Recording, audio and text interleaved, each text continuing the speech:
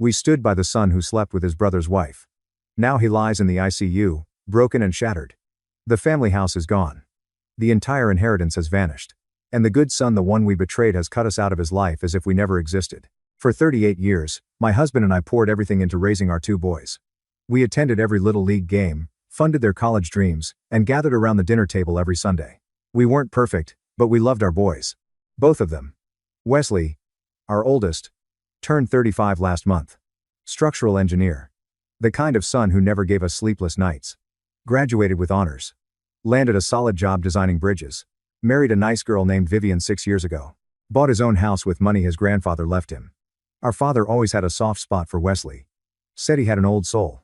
Wesley never asked us for anything. Not money, not advice unless he really needed it. Not even help moving furniture. Just handled things. Owen's different. 28. Still figuring himself out. Photography degree that hasn't quite turned into a career. He's creative, sensitive, needs more support. That's not a criticism. People develop at their own pace. He spent 2 years finding himself traveling through Europe. Came back to town 8 months ago talking about starting fresh. My husband and I suggested he stay with Wesley and Vivian while he got on his feet. Save on rent, rebuild his savings. Wesley said yes immediately because that's who he is. Responsible, reliable. We were grateful he had the space and the generosity. Everything seemed fine. Wesley was busy with some big bridge project, working long hours. Owen was picking up freelance photography gigs. Vivian mentioned at Sunday dinner that it was nice having company during the week when Wesley worked late. We thought that meant they were all getting along. Then Tuesday happened.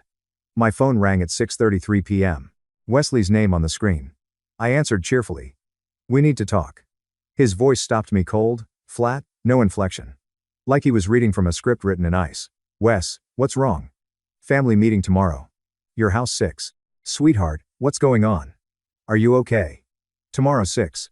He hung up. I stood there holding the phone, my stomach twisting. My husband looked up from his newspaper, saw my face. What happened? Something's wrong with Wesley. We tried calling him back. Straight to voicemail. Tried Owen. No answer.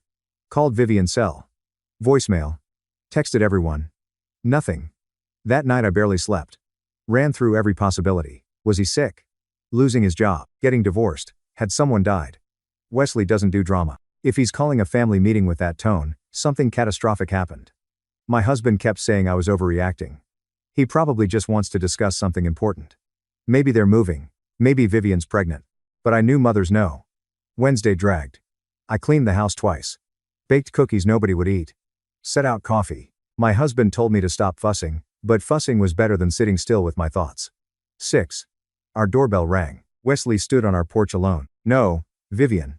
He looked exactly like himself. Neat button down, clean shaven, car keys in hand. But something in his eyes was different.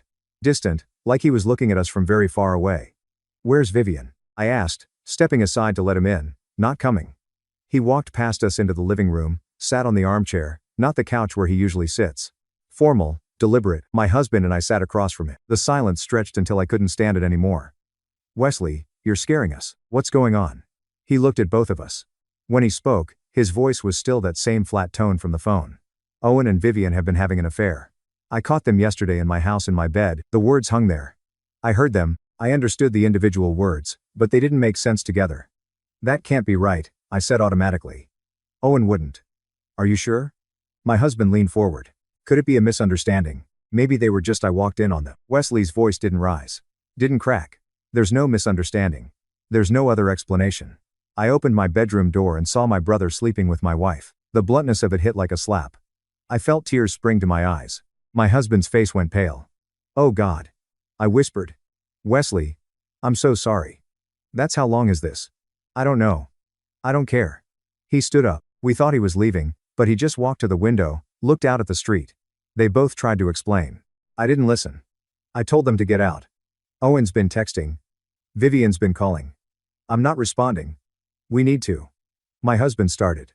I'm telling you as a courtesy. Wesley turned back to face us. His expression was completely neutral. That scared me more than anger would have. Anger would mean he was processing. This was something else. What you do with this information is your choice. But choose carefully. He left right after that. Didn't wait for our response. Just walked to the door, got in his car, and drove away. We stood at the window watching his taillights disappear down the street. My husband sank onto the couch. I couldn't sit. Couldn't think straight. This can't be happening, I said. Not Owen. Not with his brother's wife. How could he? We need to talk to him. My husband pulled out his phone. Get his side of the story. Owen didn't answer. 3 calls straight to voicemail. My husband left a message. Son, we know what happened. Call us. We need to hear from you. That's when the spiral started. My husband looked at me. What are people going to say? The thought hit me like cold water. Our church community, the neighbors, my book club friends who always asked about our successful sons. This kind of scandal, 2 brothers, 1 wife. It would be everywhere. Small town, big mouths. We can't let this get out, I said. If Wesley goes through with a divorce, if there's lawyers in court, and everyone will know. My husband rubbed his face. Jesus, this will destroy our reputation. I know how that sounds. I know. But in that moment, standing in our living room, all I could think about was facing Margaret at Sunday service while she whispered to the other women about my sister asking pointed questions at Thanksgiving, about being that family. Around 9, headlights pulled into our driveway. Owen stumbled through the door, looking like he'd been crying for hours. Red eyes, blotchy face, shaking hands. He saw us and broke down completely. I'm so sorry. He collapsed onto the couch, head in his hands. I'm so sorry. I never meant for this to happen. I don't know what came over me. It just happened and I couldn't stop. And now Wesley hates me and I deserve it. I deserve all of it. My maternal instinct kicked in before my brain caught up. I sat next to him, put my arm around his shoulders. He was sobbing like he used to when he was little and scraped his knee. Breathe, sweetheart. Just breathe. I ruined everything. Owen looked up at me with those eyes. The same eyes that used to beg for one more bedtime story. He'll never forgive me. I lost my brother. My husband sat on Owen's other side. Tell us what happened from the beginning. Owen talked for 20 minutes. How it started innocently. Vivian was lonely. He was around. They'd talk while Wesley worked late. How it turned into something else. How guilty he felt but couldn't stop. How he knew it was wrong but told himself it wasn't serious. Wasn't real. Wouldn't hurt anyone if they were careful. Classic rationalization. Classic. Owen. Always better at explaining than taking responsibility. But sitting there watching him fall apart, all I felt was the need to fix it, to make it better. That's what mothers do. My phone rang. Vivian. I stepped into the kitchen. Hello, please. Her voice was wrecked. Desperate. Please. I need to talk to Wesley. He won't answer. I made a terrible mistake, but I love him. I love my husband. This thing with Owen, it was stupid and meaningless, and I'll do anything to fix it. If he just talked to me, he needs time. Vivian, I don't think he's going to give me time. I think he's going to leave me. She was crying so hard I could barely understand her. Can you talk to him? You're his mother. He'll listen to you, please. I hung up feeling sick. Back in the living room, my husband and Owen were talking quietly. Owen looked up when I entered. Is she okay? He asked. No. Owen, nobody's okay right now. My husband stood. We need a plan. This can be managed. Managed. I stared at him. Think about it. He started pacing. Owen made a mistake. He's young. Impulsive. People make mistakes. Vivian made a mistake. Marriages have rough patches. But Wesley is strong. He's successful. He's rational. He's been hurt, yes, but he'll recover. He always does. I wanted to object. Something in my gut twisted. But another part of me, the part that was already thinking about Sunday service and Christmas dinner and what life would look like if this exploded publicly, that part agreed. Owen can't handle losing Wesley. I said quietly. Look at him. Owen was still crying silently on the couch. And Wesley can handle hard things. My husband continued. He's proven that his whole life. If we can just get him to calm down, to think clearly instead of emotionally, we should call him back. I said, talk to him together. We called. Wesley answered on the 3rd ring. Come back, my husband said. Please, we need to discuss this as a family. Long pause. Fine. Tomorrow, same time. Thursday evening, Wesley returned. Same chair, same neutral expression. We'd rehearsed what to say. My husband started. What happened is terrible. We're not minimizing that. But Owen is your brother. Family forgives. Family works through things. I added, you've always been so level-headed, Wesley. You can get through this. Owen can't handle losing you. You've seen him. And think about what divorce would look like. Lawyers, gossip, everyone knowing your business. Maybe counseling for everyone. There are marriage therapists who specialize in infidelity. Wesley's voice was quiet. Rebuilding trust. I corrected. My husband leaned forward. Blood is thicker than mistakes, son. You've built a good life. Don't let one betrayal destroy everything. Your marriage, your family, your reputation. Be the bigger person. That's what your grandfather would have wanted. That's what strong men do. Wesley just stared at us. Didn't interrupt. Didn't argue. Didn't defend himself or yell or storm out. Just sat there listening. His face completely unreadable. The silence stretched until my husband cleared his throat. So, what do you think? Wesley stood up slowly. You're asking me to forgive him. We nodded. You're asking me to stay with her. We nodded again. He looked at both of us for a long moment. Something flickered behind his eyes. I couldn't read it. Okay. Relief flooded through me. My husband exhaled. Crisis averted. Our son was being reasonable. Then Wesley said, I'll be quiet just like you want. And he walked out. We thought that meant he'd agreed. We thought quiet meant he'd process privately and eventually forgive. We thought we'd convinced him to take the high road. We didn't realize what quiet actually meant until it was too late. The first few days, we didn't push. Wesley needed space to cool off. That made sense. We'd given him the framework. Forgive, move forward, keep the family intact, and he'd said, okay. Now we just had to let him process. Owen stayed with us. He wasn't in any condition to be alone. Spent most of his time in his old bedroom. Came down for meals, asked every few hours if we'd heard from Wesley. We hadn't, but that was fine. Normal even. He'll come around. My husband assured Owen. He just needs time. Vivian called me daily. Has he contacted you? Is he talking to anyone? His car is not at the house. I don't know where he's staying. Give him space, I told her. He's thinking things through. 2 weeks later, Vivian appeared at our door holding a manila envelope. Her hands were shaking so badly she could barely grip it. He filed for divorce. She thrust the papers at me. No conversation, no warning, just these delivered to the house by a process server. I scanned the documents. Legal language I barely understood, but the intent was crystal clear. Dissolution of marriage. Division of assets. My stomach dropped. This doesn't mean anything, I said. Though I didn't believe it. Lots of people file and then work things out. Read page 4. Her voice cracked. Page 4 detailed the prenuptial agreement. Ironclad. According to the notation, the house purchased entirely with Wesley's inheritance prior to marriage was solely his property. Vivian was entitled to her personal belongings, her vehicle, and nothing else. I didn't think he'd actually enforce it, Vivian whispered. I thought he loved me.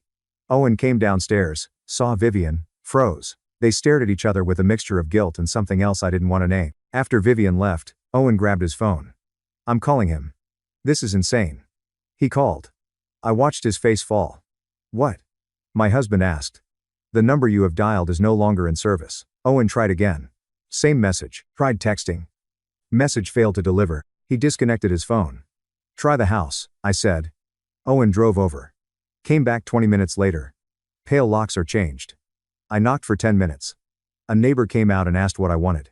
When I said I was looking for my brother, she got this look on her face and said he doesn't live there anymore. Wouldn't tell me anything else. My husband frowned. Where would he go? We tried calling his office the next morning. The receptionist's voice was professionally pleasant. I'm sorry. Mr. Henderson has requested no visitors or calls from family members. I can take a message, but I can't guarantee he'll receive it. I'm his father, my husband said, louder than necessary. I understand, sir, but those are his instructions. My husband drove to Wesley's office building downtown. Security stopped him in the lobby. I'm here to see my son, Wesley Henderson, 7th floor. The guard checked his computer. I'm sorry, sir. You're on his restricted list. I can't grant you access. Restricted list. I'm his father. Company policy. Sir, if you continue to insist, I'll have to ask you to leave the premises. My husband came home furious. He had me put on a restricted list, like I'm some kind of threat. Then the for sale sign went up. I was driving past Wesley's house. I'd taken to doing that every few days just to see if his car was there. And there it was. Professional realtor sign. Bright and unmistakable. The house his grandfather left him. The house we'd had Sunday dinners in. The house that represented everything Wesley had built for sale. I called the realtor, pretended to be a potential buyer. Oh, yes. Beautiful property. The seller is motivated. Would you like to schedule a showing? Actually, I'm a family member. I was hoping to discuss. Her tone changed immediately. I'm sorry. The seller has been very explicit. No contact with former family members under any circumstances. I'm not authorized to provide any information beyond standard listing details. She hung up before I could respond. Owen spiraled, started drinking more. Vivian came by one night crying and somehow they ended up in his room together. It was desperate and ugly and wrong. My husband and I pretended not to notice. 6 weeks later, Vivian stopped coming around. Owen wouldn't say why, but I pieced it together. She'd moved on, found someone else, Left Owen just like Owen had helped her betray Wesley. The symmetry was almost poetic. Almost. Owen moved his things back into his childhood bedroom. No job. No apartment. At 28 years old, he was back where he started. 3 months after that family meeting, I tried Wesley's old number one more time. Disconnected. Checked his social media accounts deleted or I was blocked. I couldn't tell which. I sent a letter to the house, addressed to current resident. Please forward. It came back. Stamp returned to sender. Address unknown. He was gone. Actually completely gone. I was sitting at the kitchen table staring at the returned letter when my husband's phone rang. He answered, listened, and his face went gray. When? Yes, tomorrow at 2. We'll be there. Who was that? I asked. Preston Shaw, Dad's estate attorney. He set down his phone carefully like it might shatter. Apparently Wesley's been making changes to the family trust. Changes Preston thinks we need to know about. The way he said it made my blood run cold. Preston Shaw's office smelled like old leather and expensive wood. We'd been there before when my father-in-law died when we updated our own wills. It had always felt comfortable, safe. Not this time. Preston didn't waste time on pleasantries. He was in his 60s, the kind of lawyer who'd seen everything and wasn't impressed by drama. He slid a folder across his mahogany desk. I'm required to notify you that you've been removed from certain legal documents. This is that notification. My husband opened the folder. I leaned over to read with him. I don't understand, my husband said after a moment. This is Dad's trust. Wesley's name is all over it. Yes, your father established the trust 23 years ago with Wesley as primary beneficiary. When Wesley turned 30, he gained discretionary control over all distributions and restructuring. Discretionary control, I repeated, full authority to manage the trust as he sees fit, including modifying beneficiaries and designations. My husband's jaw tightened. How much are we talking about here? Preston pulled out another document. The trust is currently valued at approximately $2.8 million. Your father was quite conservative with his investments. They grew substantially over time. I felt the air leave my lungs. $2.8 million. My voice came out as a whisper. We thought when Wesley bought the house, he said it was inheritance money. We assumed it was most of it, maybe $100,000. The house was purchased using roughly $180,000 from trust distributions. The principal remained intact, continuing to grow. My husband's hands were shaking, and Wesley controls all of it. Correct. As of 6 weeks ago, he restructured the entire trust. Owen has been removed as secondary beneficiary. You've both been removed as emergency contacts and contingent beneficiaries. The trust now designates 3 charities and a college scholarship fund as primary recipients upon Wesley's death. He can't do that. My husband stood up. That's family money. It's Wesley's money. Preston corrected firmly. Your father's will was explicit. The trust was designed specifically for Wesley with full control granted at age 30. Legally, you have no claim. You never did. But we're his parents, which is why I'm informing you as a courtesy. The law requires notification of removed parties. That's the only reason we're having this conversation. I couldn't process it. $2.8 million. Wesley had been quietly wealthy this entire time, and we'd never known, never asked, just assumed. The house, I said weakly. The sale closed 4 weeks ago, sold for $440,000.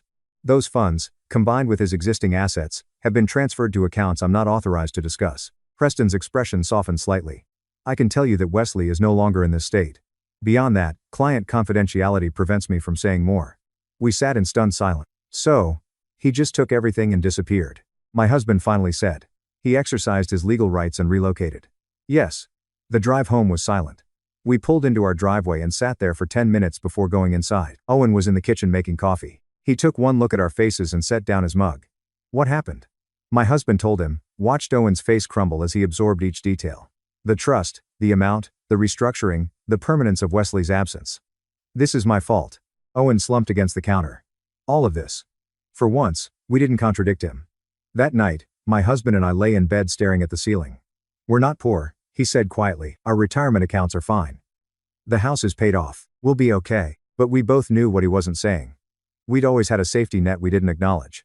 The knowledge that if something went wrong, medical emergency, financial crisis, anything, Wesley would be there. Successful, stable Wesley, who never needed help, would help us if we needed it. That safety net was gone. More than that, we'd driven it away ourselves. Months passed. Fall turned to winter. No Christmas card from Wesley. No birthday call.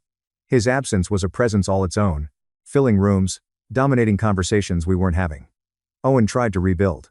Got a job at a photography studio downtown. Minimum wage but steady. Started therapy. Stopped drinking as much, but there was a heaviness to him now that hadn't been there before. The golden child had tarnished himself, and he knew it. 6 months after that meeting in Preston's office, I was folding laundry when my husband's phone rang. I heard his sharp intake of breath from the other room. What hospital? Christ. Yes, we'll be right there. I dropped the towel I was holding. He appeared in the doorway. Face ashen. Owen's been in a car accident. Street Mary's ICU, they said it's serious. We grabbed our coats and ran. The ICU waiting room was institutional gray and too bright. Fluorescent lights humming overhead. Smell of disinfectant and bad coffee. A doctor met us. Young woman with tired eyes who'd clearly delivered bad news before. Mr. and Mrs. Henderson, your son is stable, but his injuries are significant. 3 broken ribs, collapsed lung, severe concussion, lacerations across his chest and face from the steering wheel. He wasn't wearing a seatbelt. Oh God, I gripped my husband's arm. Can we see him soon? He's sedated right now. But there's something you should know. She paused, choosing her words. His blood alcohol level was 0.15, nearly twice the legal limit. He drove his car into a concrete barrier on the highway. No other vehicles involved. The police will want to speak with him when he's conscious. My husband's face went pale. He was drunk. Yes. After she left, we sat in those terrible plastic chairs. My mind was racing and blank at the same time. He's been doing better, I said to no one. The therapy, the job, I thought he was doing better. Apparently not. My husband's voice was flat. When they finally let us in, Owen looked broken. Not just physically, the tubes, the monitors, the bandages, but fundamentally shattered. His eyes opened when we entered, focused on us, filled with tears. I'm sorry, he whispered. I'm so sorry. Shh. Don't talk. Just rest. No. He tried to sit up, winced, fell back. You need to know. I was driving home from a bar thinking about Wesley, about what I did, about how he's gone and it's my fault and I can't. His voice broke. I can't fix it. I tried calling him again yesterday. Number still disconnected. He's just gone. Owen.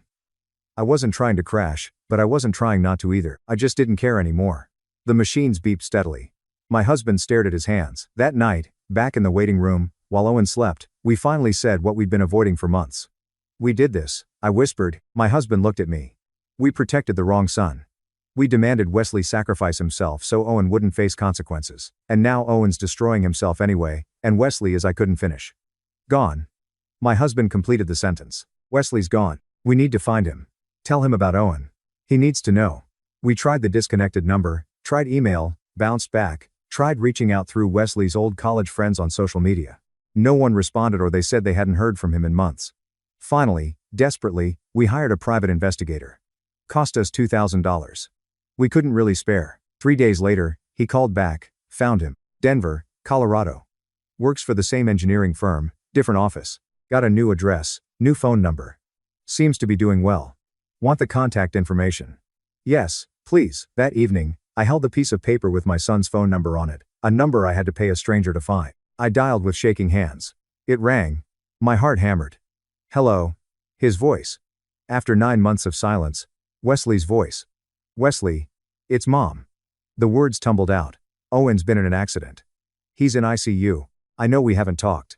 I know you're angry. But he's hurt badly, and he's asking for you and we need. Is he going to survive? The question was clinical cold. Yes, but then there's nothing to discuss. Take care.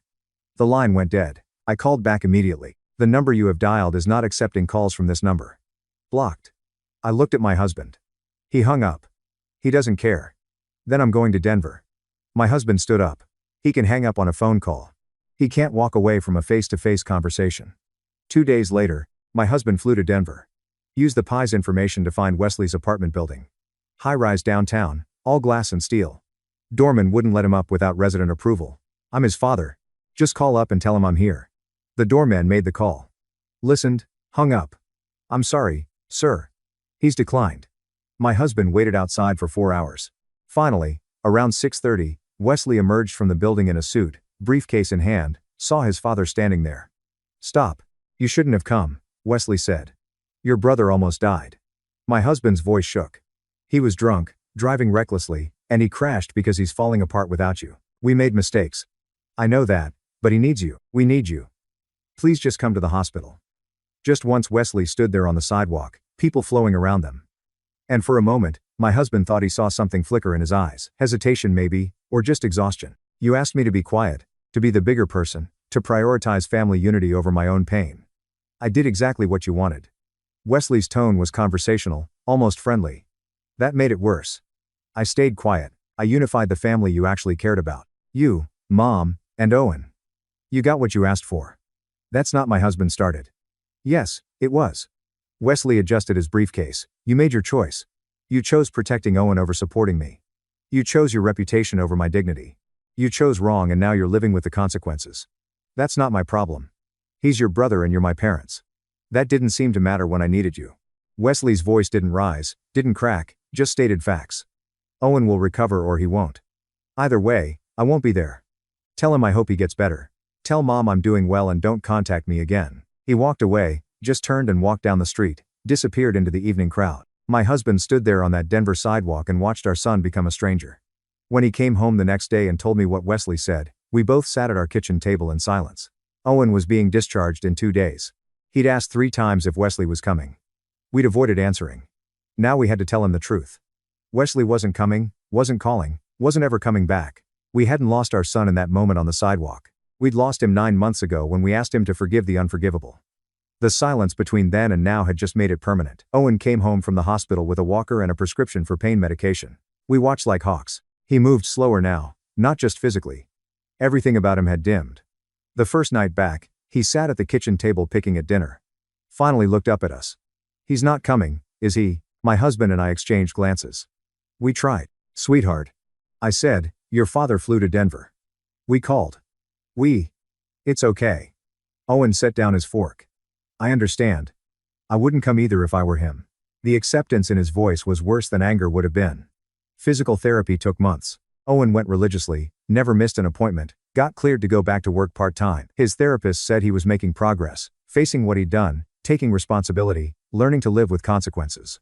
But the weight never lifted. I'd catch him staring at nothing, lost in thoughts I couldn't reach. One evening, 3 months after the accident, I found him looking at Wesley's LinkedIn profile on his phone. He got promoted, Owen said without looking up. Senior engineer, there's a photo from some awards ceremony. He looks good, happy. I looked over his shoulder.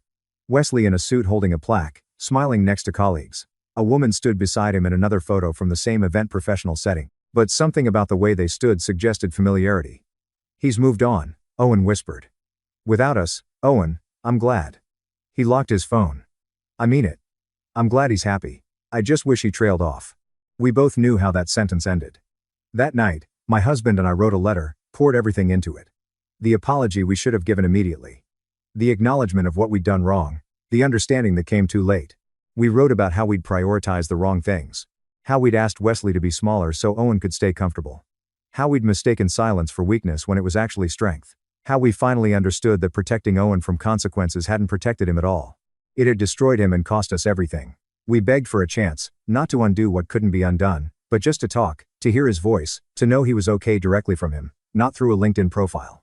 I addressed the envelope to Wesley's Denver address, mailed it with a prayer. Weeks passed, no response. The letter wasn't returned.